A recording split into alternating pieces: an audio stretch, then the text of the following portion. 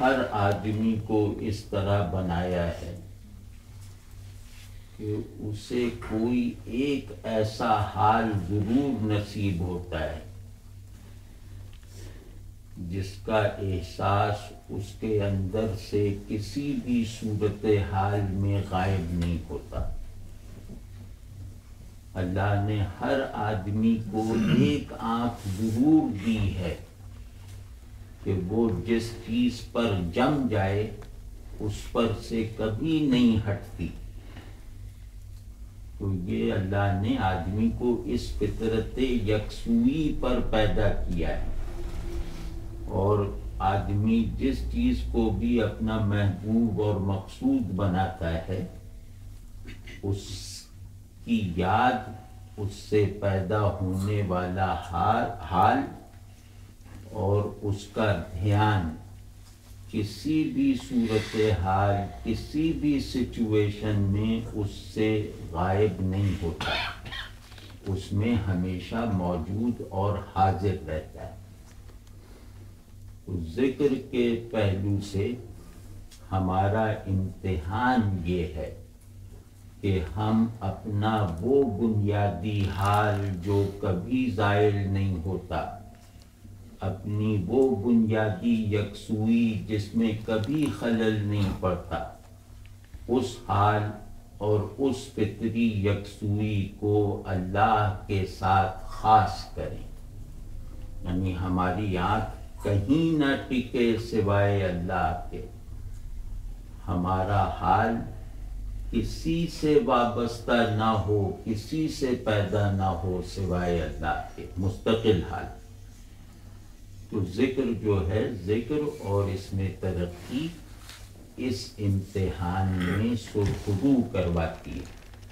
آپ خود سوچیں کہ میرے آپ کے لیے کتنی شرمندگی کی بات ہے کہ اگر اللہ کے حضور میں ہم یہ جواب دینے سے عاجز رہ گئے کہ یہ بتاؤ کہ تمہاری یکسوئی کا ہدف زندگی میں کون رہا، وہ ہدف جو کبھی بدلا نہیں، یہ بتاؤ کہ تمہاری رغبت کا منتہا کون رہا، یہ بتاؤ کہ تمہاری یادوں کا مرکز کون رہا، یہ بتاؤ کہ تمہارے ہر سفر کی واحد منزل کون رہا، اگر ان سوالوں کے جواب میں ہم یہ عرض نہ کر سکے کہ یا اللہ تو ہی تو رہا، تو ہم نے زندگی بندوں جیسی نہیں گزاری، سچے بندوں کی طرح نہیں گزاری۔ تو ذکر انشاءاللہ زندگی کو اس سطح پر گزارنے کی وہ طاقت دیتا ہے جو اللہ خوش ہو کر توفیق کی صورت میں مجھے اور آپ کو مرحمت فرماتا ہے۔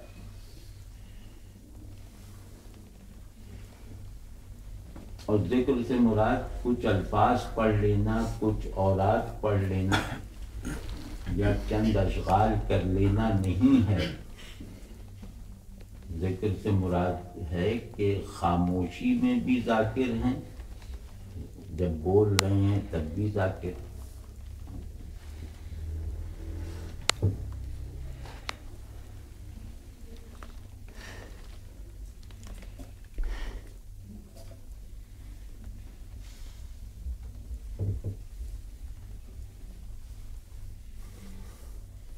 بھائی نہیں دیکھتے، ہر طرف ادھر ادھر دیکھو تو صاف نظر آئے گا کہ اللہ نے چیزوں کو اس لیے پیدا کیا ہے کہ وہ آدمی کو اللہ کے حضور میں رہنے میں مدد فراہم کریں۔ ساری دنیا اس لیے ہے کہ آدمی کو اللہ کے حضور میں رکھے، اللہ کی نشانیاں بن کے، اور آدمی کو اس لیے پیدا کیا گیا ہے کہ اتنی سہولت کے ماحول میں بھی اگر یہ میرے حضور میں نہ رہا تو یہ تو بڑا ہی نالائق ہے۔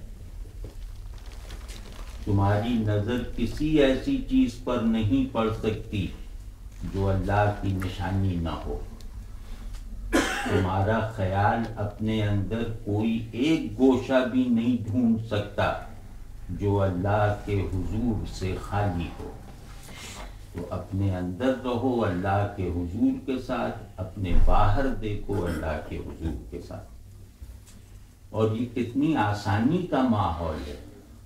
آپ دیکھیں نا کہ یہ کرسی ہے، یہ میز ہے، یہ دیوار ہے، یہ چھت ہے.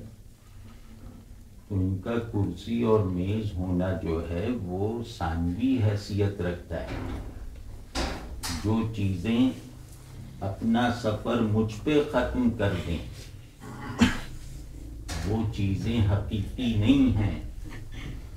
جو چیزیں اپنی انڈیکیشن کا رخ اللہ کی طرف رکھیں وہ حقیقی ہیں. تو چیزوں کو ان کی حقیقت کے ساتھ دیکھنا سیکھو تو اپنی حقیقت کو پاؤ گے.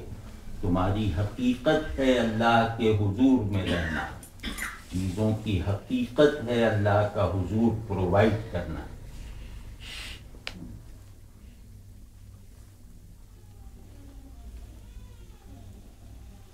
تو اس کو کریں، شوق سے کریں، غیرت سے کریں. دو چیزیں ایسی ہوتی ہیں جو آدمی سے بڑے بڑے کام کروا لیتی ہیں.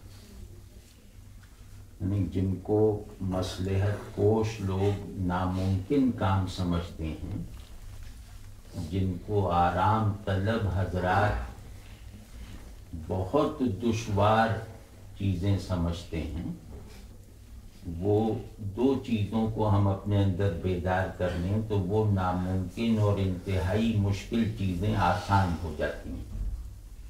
وہ دو چیزیں ہیں شوق اور حمیت. سمجھیں، یہ بندگی کی دو بہت بڑی قوتیں ہیں. حمیت اللہ کے خوف سے پیدا ہوتی ہے، شوق اللہ کی محبت سے پیدا ہوتا ہے. تو بس اس کو اپنی جیسے غیرت کا مسئلہ بنائے اور اپنے اندر عاشق بننے کی جتنی بھی دستیاب صلاحیت ہے سب اس میں کھپا دے.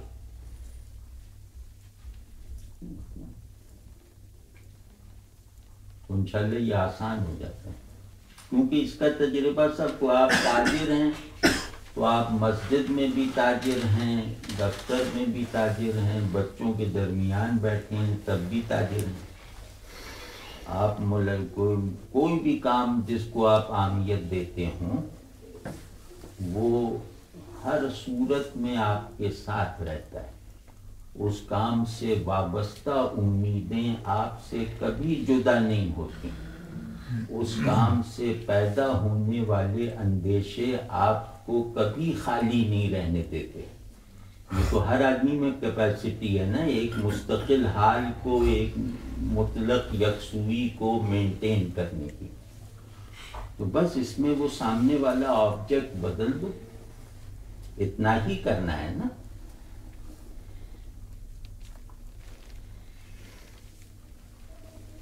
یہ جو اللہ صلاحیت سے، استعداد سے، طاقت سے بڑھ کر بوجھ نہیں ڈالتا، یہ ہر قدم پر یقینی ہے. یعنی اللہ وہ حکم دیتا ہے جو جہنم سے بچانے والا ہے، وہ حکم بھی میرے اندر قابل عمل ہے. اس کی تعمیل کی قوت دے کے حکم دیتا ہے. اور جب اپنی خوشنودی کو حاصل کرنے پہ مائل کرتا ہے تو خوشنودی کے لیے جس مجاہدے اور جتنی محنت کی ضرورت ہوتی ہے اس کی بھی طاقت پہلے دیتا ہے، خوشنودی کا راستہ بعد میں دکھاتا ہے. کوئی بہانہ نہیں چلے گا. نہیں، اس کی مہربانی دیکھو کہ اس نے آپ کو بصارت پہلے دی، دیکھنے کا حکم بعد میں دیا. دل کو محبت پہلے بخشی اور اپنے آپ کو محبوب بنانے کا تقاضا بعد میں کیا.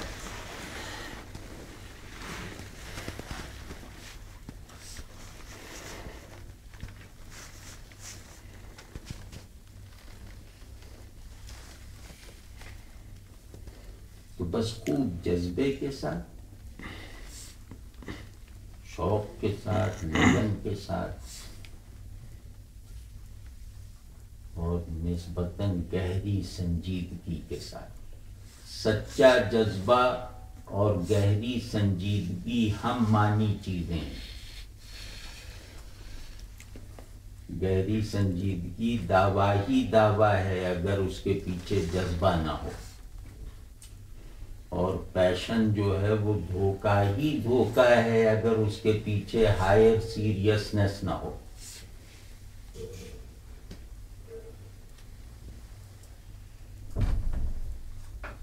یار یہ انہیں کہہ دیجیے گا فون بند رکھا کروں۔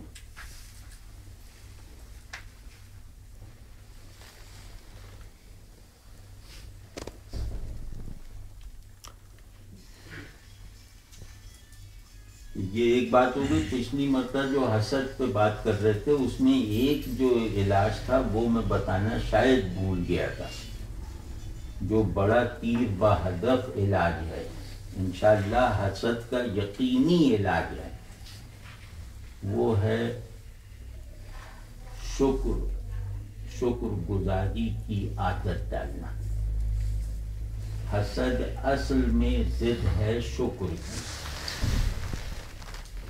تو اللہ کا شکر کرنے کو معمول بنانے سے انشاءاللہ حسد کا مادہ طبیعت سے نکل جاتا ہے، کیونکہ اللہ کا شکر اللہ کی نعمتوں پر کوئی شخصی دعویٰ کرنے کی اجازت نہیں دیتا۔ پھر بندہ ہر ایک پر اللہ کی رحمت اور نعمت کو نازل ہوتا دیکھتا ہے، اور اس مشاہدے سے اس کے اندر ویسا ہی تشکر پیدا ہوتا ہے جیسا تشکر وہ نعمت اگر اسے خود مل جاتی تو پیدا ہوتا۔ سچا شاکر وہ ہے جو اللہ کی رحمت کو پرسنلائز کرنے کی ضد نہ کرے، اللہ کی رحمت کا ہر مشاہدہ اس کے لیے موجب شکر بنے، چاہے وہ رحمت فی الحال اسے میسر نہ ہو۔ شکر کہتے ہیں اللہ پر فخر کو، حسد کہتے ہیں اللہ سے شکایت کو۔ تو یعنی جب اس کے آپ وہ اس کے معنی کو قریدتے چلے جائیں گے نا تو آخر میں یہ نکلے گا، حاسد اللہ سے شاکی ضرور ہوتا ہے، اور شاکر اللہ پر نازاں ضرور ہوتا ہے۔ کہ کیا شان ہے ہماری بھی کہ ہمیں ایسا اللہ ملا ہے۔ تو اللہ کی واقعی کیا شان ہے کہ وہ میری نظر میں میری ذلت کو بھی مرغوب بنا دیتا ہے اور میری عظمت کو بھی خوب سیف انداز میں میرے سامنے رکھ دیتا ہے۔ اس کے حوالے سے ذلت نہیں ہے، اس کے حوالے سے اپنی بڑائی اور اپنی امتیاز کا احساس گھمنڈ اور تکبر نہیں ہے۔ کیا شان ہے۔ تو بس اس کی ضد نہ کرو کہ اللہ کی نعمتوں کا کارخانہ اپنی تمام پروڈکشنز کا رخ میری ہی طرف رکھے، تو جو ایسا کرے گا ظاہر اس نے اللہ کو پہچانا ہی نہیں۔ تو جس پر بھی اللہ کی مہربانی دیکھو، اس دیکھنے کے نتیجے میں وہی جذبہ تشکر پیدا ہونا چاہیے اگر وہ مہربانی خود مجھ پر ہوئی ہوتی۔ مطلب یہ کتنی جیسے ایک آدمی کا کوئی سرپرست ہو، مطلب بلا نیت تشبیہ کہہ رہا ہوں کہ میرے والد صاحب ہوں، وہ اپنے پیسوں کا 90% پر زیادہ حصہ جو ہے وہ سب کو بانٹ دیتے ہوں، سخی ہوں، اور 2-4-5% ہم لوگوں کے حصے میں آتا ہوں۔ تو یہ چیز میرے لیے میرے باپ کو قابل فخر بنا دے گی کہ یہ ایک اجنبی آدمی کو مجھ سے زیادہ خرچ دیتے ہیں، اپنے بیٹے سے زیادہ۔ آپ سمجھ رہے ہیں نا، یہ کوئی شکایت تھوڑی بنے گی اگر میں مادہ آدمیت رکھتا ہوں اپنے اندر۔ مطلب میں ہمیشہ اس احساس میں رہوں گا کہ میرے باپ کی سخاوت غیر محدود، غیر شخصی اور غیر جانبدار تھی۔ تو اس مزاج کو ذرا سا اللہ کے حضور میں رکھ کے دیکھو، تو اس پہ نہیں لگے گا کہ اللہ کی رحمت ہر ایک پر ہو رہی ہے اس کے استحقاق کے بغیر، اس کے ظرف سے زیادہ. تو یہ گویا شکر کے جذبے کو فخر پہ کھڑا کر کے اور زیادہ سچا بنا دے گا.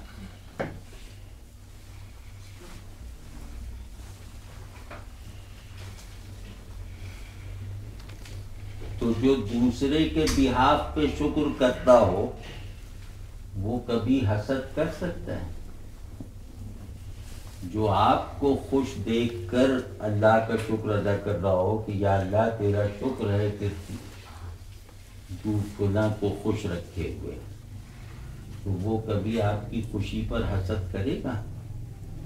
بس یہ ہے شکر حسد کا حتمی علاج ہے انشاءاللہ. جس کو کبھی ضرورت محسوس ہو کرنے کی یا بتانے کی تو یہ بتایا جائے.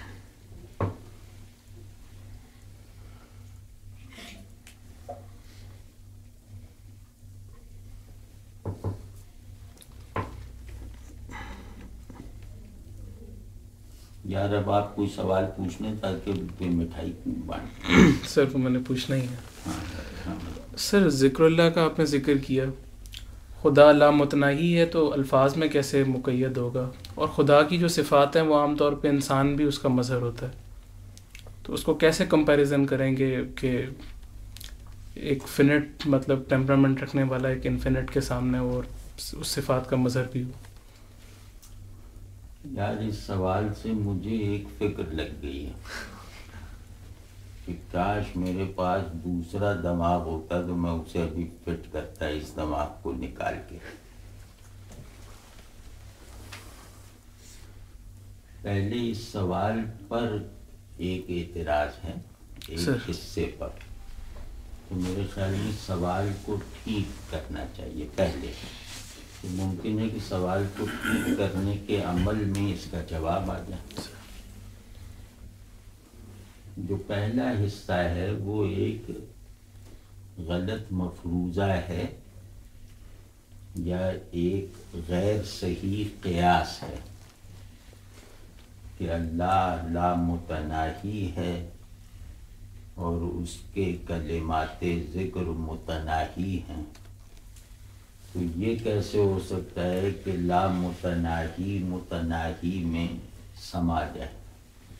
یہی ہے نا؟ بالکل. یہ تو ذکر کا بھائی دور دور تک کوئی مطلب نہیں ہے. ذکر آدمی اس لیے تھوڑی کرتا ہے کہ وہ جو کہہ رہا ہے اللہ اس میں سما جائے. نہیں سر، ذکر اللہ کا سیلف ایکسپوجر ہے جو مجھے سکھایا گیا. اللہ اپنے آپ کو جتنا ایکسپوز کرنا چاہتا ہے اتنا اپنے بتائے ہوئے کلمات میں کر دیتا ہے. تو اس کے بتائے ہوئے کلمات میں جو اس کا ایکسپوجر ہے وہ ہماری صلاحیت حضور سے لامتناہی گنا زیادہ ہے. اس وجہ سے ہر کلمہ اگر سچائی اور گہرائی سے ادا کیا جائے تو اللہ کا ایک ہی نام اسے ہر مرتبہ نئے روپ سے میرے قلب پر جلوہ گر کرتا ہے. یعنی اللہ کا نام اس کی اسٹل کی طرح نہیں ہے، وہ ساکت تصویر کی طرح. اللہ کا نام اس کی طرف ایک اینڈ لیس انڈیکیشنز کی سیریز ہے. ایک نام واضح ہے نا؟ تو گویا لامتناہیت اور غیر متناہیت کا کوئی موازنہ نہیں ہے، بلکہ ذکر کی اسپرٹ ہے اپنی متناہیت کو اس کی لامتناہیت کے حضور میں رہنے کے لائق بنانا. یہ تھوڑی ہے کہ اپنی متناہیت کے ذریعے سے اس کی لامتناہیت کو کیپچر کرنا. ٹھیک ہے نا؟ تو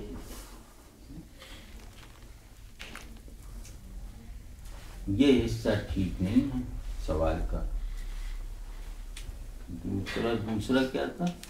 اللہ کی جو صفات ہیں جیسے عدل ہے اور جیسے اللہ تعالیٰ جبار ہے قہار ہے، وہ صفات جب مجازی معنوں میں ہم آپس میں دیکھتے ہیں تو ایک عدل ایک جج بھی کرتا ہے، اور اس کو مذہبی ڈسکورس میں جب انٹرپریٹ کرتے ہیں تو بالکل ایسے ہی کرتے ہیں جیسے کہ انسان بھی عدل کرتا ہے اور خدا بھی عدل کرتا ہے. تو اس میں فرق کو یا کوئی بفر کس طرح ہم کریٹ کریں گے؟ آسان ہے. عدل کو ڈیفائن کیا جائے گا عادل کی حیثیت کے مطابق. یعنی جب آپ شہباز کی بینائی کو دیکھیں گے تو اس کے لیے معیار سانپ کی بینائی کو نہیں بنائیں گے جس کو بہت تھوڑا نظر آتا ہے. صحیح ہے. تو بینائی دونوں آنکھوں کا سرمایہ ہے، لیکن بس بینا کا حوالہ آنے سے بینائی کا سائز گھٹ پڑ جاتا ہے. تو عادل کون ہے؟ عدل اس سے ڈیفائن ہوگا.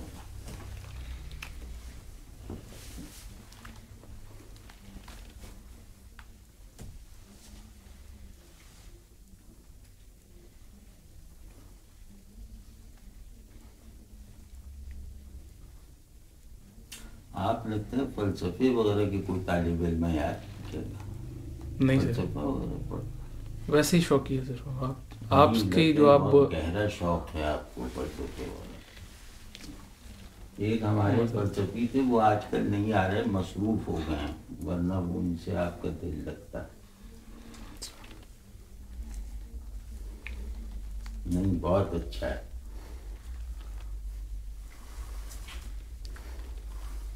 بڑا ذہن اور بڑا حال، بڑا جذبہ، بڑا احساس، یہ دین کی اہم ترین ضروریات ہیں.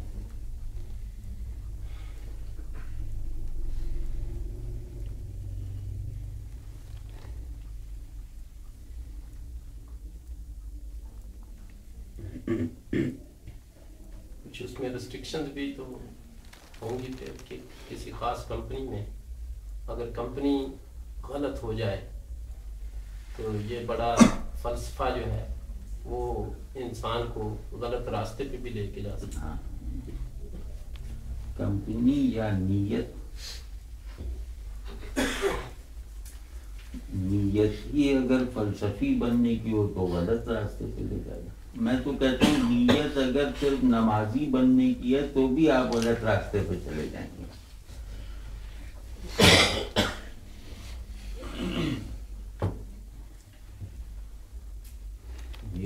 اسے ذرا ایکسپلین کر دیں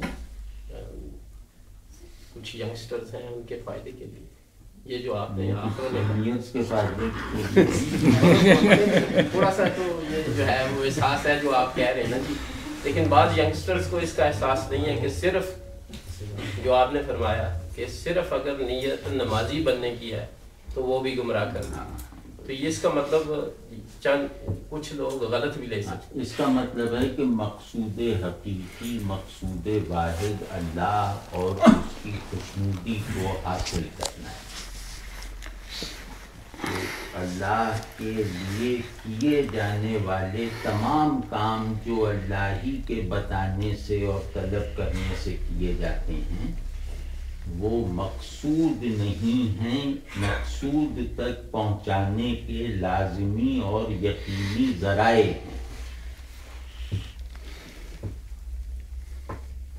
جیسے وہ قرآن شریف میں ہے نا، نماز ہمارے ذکر کے لیے ہے.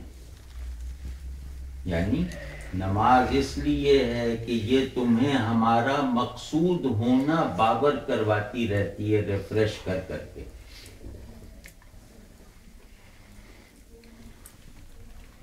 یار مذکور کسے کہتے ہیں؟ جس کا ذکر کیا جائے وہ کیا ہوتا ہے؟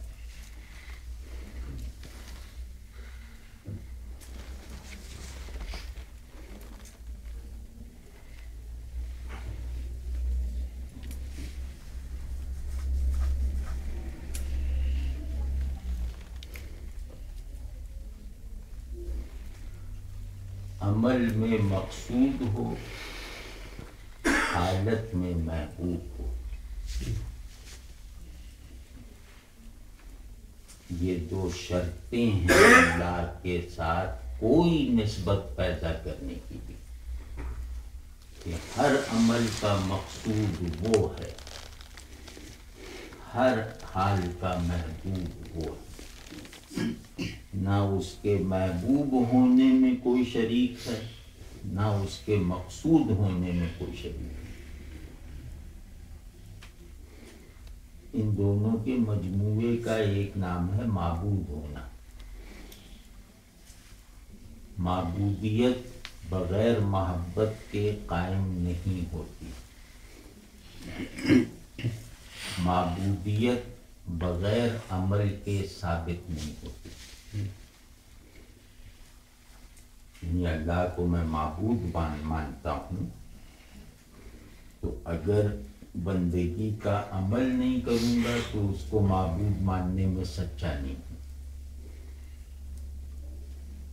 اور اس کو اپنی تمام محبت کا منتہا نہیں بناؤں گا تو اس کے ساتھ تعلق کے قابل نہیں۔ یہ تو جھکتا ہے نا آدمی کبھی جبر سے نہیں جھک سکتا، یعنی ہر آدمی جبر سے نہیں جھک سکتا، ہر آدمی جھکنا حکم کی تعمیل کے طور پر سچائی کے ساتھ نہیں انجام دے سکتا۔ ہر آدمی اس جھکنے جو مجھے جھکانے والی اصل قوت ہے نا، وہ آمر محبوب کا امر ہے۔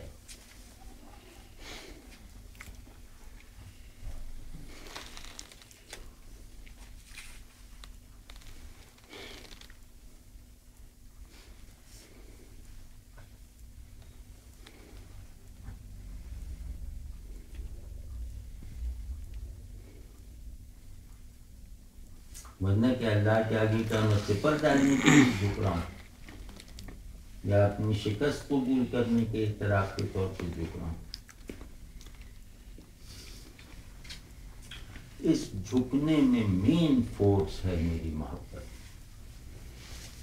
جو اللہ نے اپنے امر کے ساتھ ہی مجھے ہدیت فرمائی۔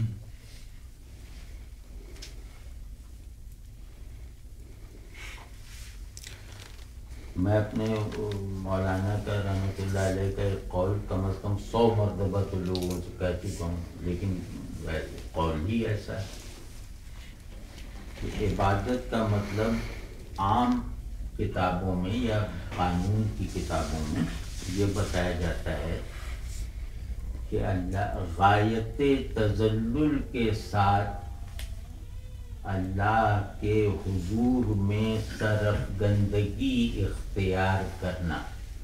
یہ لفظ بلفظ ہے، لغت میں جب دیکھ لیجیے گا تو غایت تذلل کے ساتھ اللہ کے آگے سرفگندگی اختیار کرنا، یعنی سر جھکانا۔ ہمارے مولانا ظاہر تو بہت ہی سب جانتے تھے، کرنے یہ اصطلاحی ایسی ہے کہ اللہ بھی مصنوعی، بندہ بھی مصنوعی، مطلب یہ تعریفی ایسی ہے کہ غایت تذلل، اور اس کے سمجھنے میں اتنا تکلف پیدا ہو جاتا ہے، چاہے آپ کو اس کا مطلب پہلے سے آتا ہو، لیکن ان لفظوں سے مفہوم بہت تکلف کے ساتھ ذہن میں آتے ہیں۔ کہ وہ فرماتے تھے کہ بھئی عبادت کی ایک سادہ سی تعریف ہے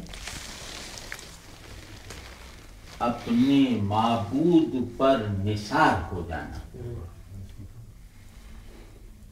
عبادت کہتے ہیں معبود پر نثار ہو جانا، اور نثار ہوتے رہنے کے عمل کو کمال اور عروج کے ساتھ جاری رکھنا۔ کہتے ہیں اس سے عبادت میں وہ تسکین ملے گی جو اللہ کی قبولیت کا سب سے بڑا نشان ہے۔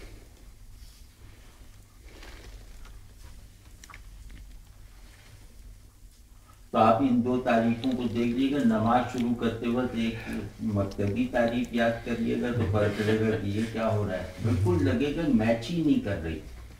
اور ہمارے مولانا کی یہ ڈیفینیشن یاد کر لیجیے گا مصلی پہ کھڑے ہونے کی حالت میں، تو انشاءاللہ عبادت کی اس وقت کی کوالٹی بہتر ہو جائے گی۔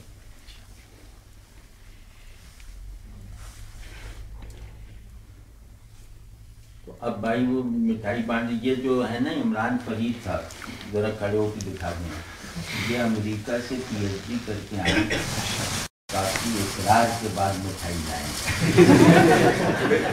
اور گجرا والے سے لائیں، خیال رکھنا ہے۔ بڑا انتظار کیا